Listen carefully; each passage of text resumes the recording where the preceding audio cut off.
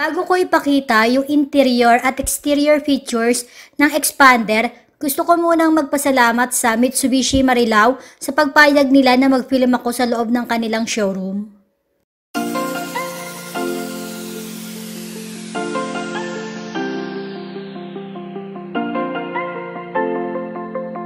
So guys, this is the Mitsubishi Expander GLS Sport Automatic Transmission. Ito yung top of the line ng expander.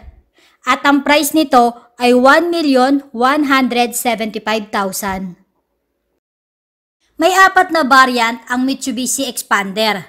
Yung kanilang GLX 1.5G manual transmission, GLX Plus 1.5G automatic transmission, GLS 1.5G automatic transmission, at itong top of the line nila na GLS Sport 1.5G automatic transmission. Yung pinakamalakas na dating sa akin ay itong harapan mismo na expander.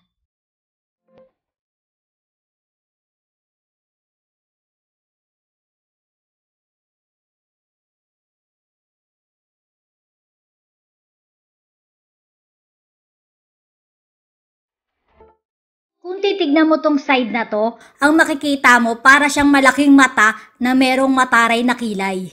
Yun lang yung tingin ko sa kanya. Yung nagsisilbing mataray na kilay ay yung kanyang daytime running lights. At yung malaking headlights na nasa bumper, yung nagsisilbing kanyang malaking mata. And then tumingin ka sa baba, yung kanyang bibig na merong maliit na dimple, yun naman yung fog lamps. So guys, uulitin ko.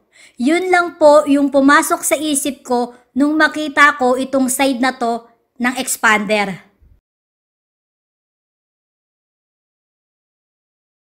"16" alloy wheels. Power side mirror with LED turn signal. Tignan naman natin yung interior dito sa side ng front passenger.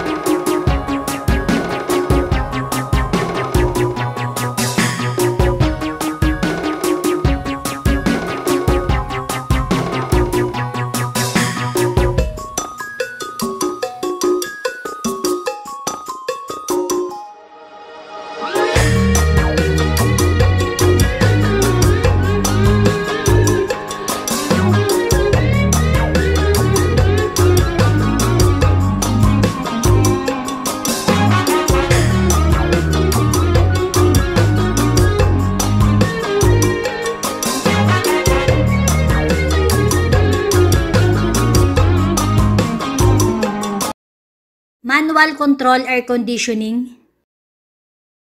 4-speed automatic transmission.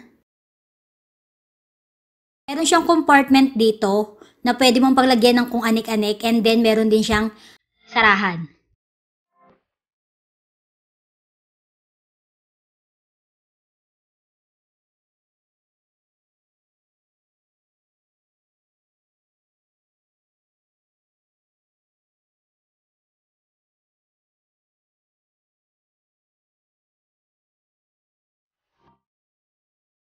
Dito naman tayo sa likod.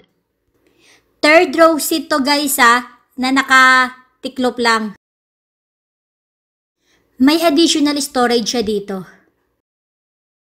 So ayan guys, nakatupi na siya para makita nyo lang kung gaano kalaki, kung sakasakaling meron kayong ikakarga na malaking bagay dito sa likuran.